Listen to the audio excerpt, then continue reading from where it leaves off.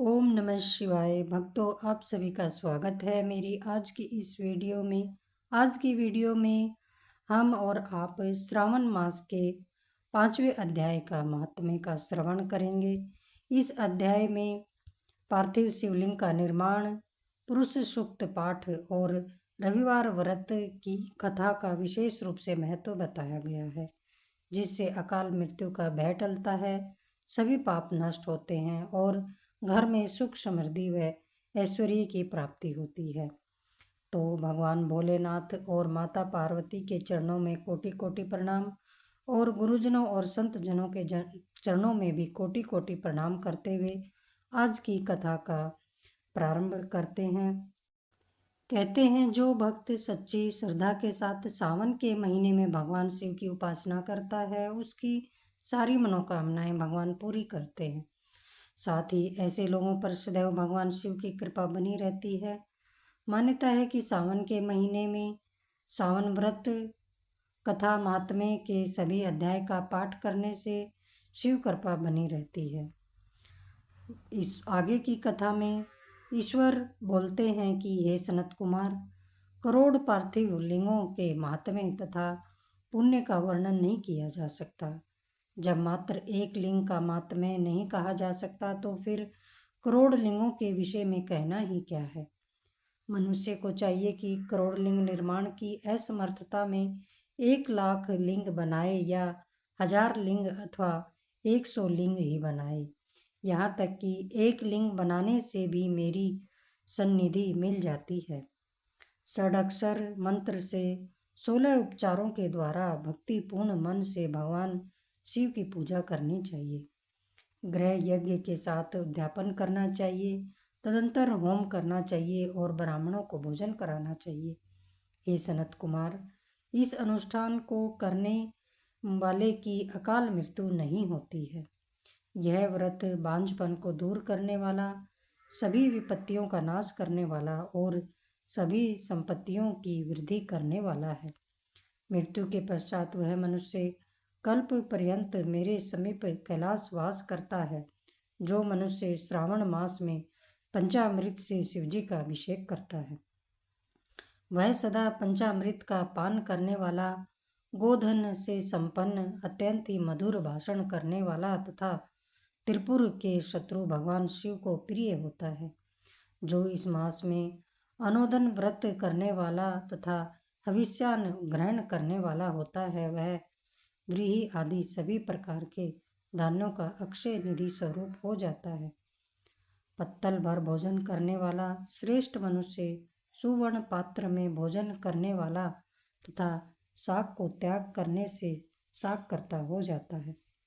श्रावण मास में केवल भूमि पर सोने वाला कैलाश में निवास प्राप्त करता है और इस मास में एक भी दिन प्रातः स्नान करने से मनुष्य को 1 वर्ष स्नान करने के फल का भागी कहा गया है। इस मास में जितेंद्रिय होने से मनुष्य को इंद्रिय बल प्राप्त होता है। इस मास में स्फटिक, पाषाण, मृतिका, मरक, मरकत मणि, पिष्ट, पिट्ठी धातु, चंदन, नवनीत आदि से निर्मित अथवा अन्य किसी भी शिवलिंग में, साथ ही किसी स्वयं आविर्भूत या स्वयं आविर्भूत न हुए लिंग में श्रेष्ठ पूजा करने वाला मनुष्य सैकड़ों ब्रह्म हत्या को भस्म कर डालता है। किसी तीर्थ क्षेत्र में सूर्य ग्रहण या चंद्र ग्रहण के अवसर पर 1 लाख जप से जो सिद्धि होती है, वह इस मास में एक बार के जप से हो जाती है। अन्य समय में जो 1000 नमस्कार और प्रदक्षिणाएं की जाती हैं, उनका जो फल होता है वह इस मास में एक बार करने से ही प्राप्त हो जाता है। मुझको प्रिय इस श्रावण मास में वेद पारायण करने पर भी सभी वेद मंत्रों की पूर्ण रूप से सिद्धि हो जाती है। अन्य समय में जो 1000 नमस्कार और प्रदक्षिणाएं की जाती हैं, उनका जो फल होता है वह इस मास में एक बार करने से ही प्राप्त हो जाता है। मुझको प्रिय इस श्रावण मास में वेद पारायण करने पर सभी वेद मंत्रों की पूर्ण रूप से सिद्धि हो जाती है। श्रद्धा युक्त होकर इस मास में 1000 बार पुरुष सूक्त का पाठ करना चाहिए अथवा कलयुग में इसका चौगुना पाठ करना चाहिए अथवा वर्ण संख्या का 100 गुना पाठ करना चाहिए, अथवा वह करने में असमर्थ हो तो आलस्यहीन होकर मात्र 100 पाठ करने चाहिए। ऐसा करने वाला मनुष्य ब्रह्म हत्या आदि पापों से मुक्त हो जाता है, इसमें कोई संदेह नहीं है। गुरु पत्नी के साथ संसर्गजन्य पाप के लिए यही महान प्रायश्चित है। इसके समान पुण्यप्रद, पवित्र तथा पापनाशक कुछ भी नहीं है। पुरुष सूक्त के जप के बिना इस मास में एक भी दिन व्यतीत नहीं करना चाहिए। जो मनुष्य इस फल को अर्थवाद कहता है वह नरकगामी होता है। इस महीने में समीधा, चारु, तिल और धृत से गृह यज्ञ होम करना चाहिए। शिव के रूपों का भली भांति ध्यान आदि करके धूप, गंध, पुष्प, नैवेद्य आदि से पूजन करना चाहिए और अपने सामर्थ्य के अनुसार कोटि होम, लक्ष होम अथवा 10 सहस्त्र होम करना चाहिए। व्यार्तियों ओम भूम, ओम भूम, ओम स्वः के साथ तिलों के द्वारा भी यह गृह यज्ञ नामक होम किया जा सकता है। हे सनत कुमार, इसके बाद अब मैं तुम्हें वारों के व्रतों का वर्णन करूंगा, सुनिए। हे अनग, उसमें सर्वप्रथम मैं आपको रविवार का व्रत बताऊंगा। इस संबंध में लोग एक प्राचीन इतिहास को कहते हैं। प्रतिष्ठानपुर में सुकर्मा नामक एक द्विज था। वह दरिद्र, कृपण तथा भिक्षावृत्ति में लगा रहता था। एक बार वह धान्य मांगने के लिए घूमते घूमते नगर में गया। उसने किसी एक गृहस्थ के घर में मिलकर रविवार का उत्तम व्रत करती हुई स्त्रियों को देखा। तब उसे देखकर वे स्त्रियां परस्पर कहने लगी कि इस पूजा विधि को शीघ्रतापूर्वक छिपा लो। इस पर वह विप्र उन स्त्रियों से बोले, हे श्रेष्ठ स्त्रियों, आप लोग इस व्रत को क्यों छिपा रही हैं? समान चित्त वाले सज्जनों के लिए परमार्थ ही स्वार्थ है। मैं दरिद्र तथा दुखी हूँ। इस श्रेष्ठ व्रत को सुनकर मैं भी इसे करूँगा। अतः आप लोग इस व्रत का विधान व फल अवश्य बताइए। स्त्रियाँ बोली, हे द्विज, इस व्रत के करने में आप उन्माद तथा प्रमाद करेंगे अथवा भूल जाएंगे अथवा इसके प्रति अभक्ति या अनास्था रखने लगेंगे।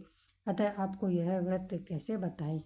उनकी यह बात सुनकर उनमें जो एक प्रौढ़ा स्त्री थी वह उस ब्राह्मण से व्रत तथा व्रत की विधि बताने लगी। हे ब्राह्मण, श्रावण मास के शुक्ल पक्ष के प्रथम रविवार को मौन होकर उठ करके शीतल जल से स्नान करें। उसके बाद अपना नित्य कर्म संपन्न करके पान के एक शुभ दल पर लाल चंदन से सूर्य के समान पूर्ण गोलाकार 12 परिधियों वाला सुंदर मंडल बनाएं। उस मंडल में लाल चंदन से संज्ञा सहित सूर्य का पूजन करें। उसके बाद घुटनों के बल भूमि पर झुककर 12 मंडलों पर अलग अलग रक्त चंदन तथा जपा कुमकुम से मिश्रित अर्घ्य श्रद्धा भक्ति पूर्वक सूर्य को विधिवत प्रदान करें और लाल अक्षत, जपा कुसुम तथा अन्य उपचारों से पूजन करें। उसके बाद मिश्री से युक्त नारिकेल के बीज का नैवेद्य अर्पित करके आदित्य मंत्रों से सूर्य की स्तुति करें और श्रेष्ठ 12 मंत्रों से 12 नमस्कार तथा प्रदक्षिणाएं करें। उसके बाद 6 तंतुओं से बनाए गए सूत्र में 6 ग्रंथियां बनाकर देवेश सूर्य को अर्पण करके उसे अपने गले में बांधें और पुनः 12 फूलों से युक्त वायन ब्राह्मण को प्रदान करें। इस व्रत की विधि को किसी के सामने नहीं सुनाना चाहिए। हे विप्र, इस विधि से व्रत के किए जाने पर धनहीन व्यक्ति धन प्राप्त करता है, पुत्रहीन पुत्र प्राप्त करता है, कोढ़ी कोढ़ से मुक्त हो जाता है, बंधन में पड़ा व्यक्ति बंधन से छूट जाता है, रोगी व्यक्ति रोग से मुक्त हो जाता है। हे विपेंद्र, अधिक कहने से क्या प्रयोजन? साधक जिस जिस अभीष्ट की कामना करता है वह व्रत के प्रभाव से उसे मिल जाता है। इस प्रकार श्रावण के 4 रविवार और कभी कभी 5 रविवारों में इस व्रत को करना चाहिए। इसके बाद व्रत की संपूर्णता के लिए उद्यापन करना चाहिए। हे विपेंद्र, आप भी इसी प्रकार करें, इससे आपकी सभी मनोकामनाओं की सिद्धि हो जाएगी। उसके बाद उन पतिव्रताओं को नमस्कार करके वह ब्राह्मण अपने घर आ गया। उसने जैसा सुना था उसी विधि से उस संपूर्ण व्रत को किया और अपनी दोनों पुत्रियों को भी वह विधि सुनाई। उस व्रत के सुनाने मात्र से ही शिवजी के दर्शन से तथा उसके पूजन के प्रभाव से वे कन्याएं देवांगनाओं के सदृश हो गई। उसी समय से उस ब्राह्मण के घर में लक्ष्मी ने प्रवेश किया और वह अनेक उपायों तथा निमित्तों से धनवान हो गया। किसी दिन उस नगर के राजा ने ब्राह्मण के घर से होकर राजमार्ग से जाते समय खिड़की में खड़ी उन दोनों सुंदर तथा अनुपम कन्याओं को देखा।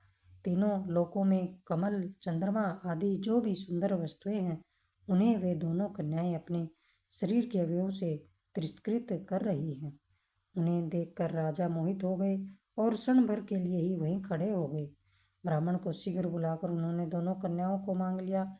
तब उस ब्राह्मण ने भी हर्षित होकर दोनों कन्याओं राजा को प्रदान कर दी। उस राजा को पति रूप में प्राप्त करके वे कन्याएं भी प्रसन्न हो गई। वे स्वयं इस व्रत को करने लगी और पुत्र पौत्र आदि से संपन्न हो गई। हे मुनि, महान ऐश्वर्य देने वाले इस व्रत को मैंने आपसे कह दिया है। हे विधि नंदन, जिस व्रत के श्रावण मात्र से मनुष्य सभी मनोरथों को प्राप्त कर लेता है, उसके अनुष्ठान करने के फल का वर्णन कैसे किया जा सकता है। इस प्रकार श्री स्कंद पुराण के अंतर्गत ईश्वर और सनत कुमार संवाद में श्रावण मास के महात्म्य का यह 5वां अध्याय समाप्त होता है। हर हर महादेव।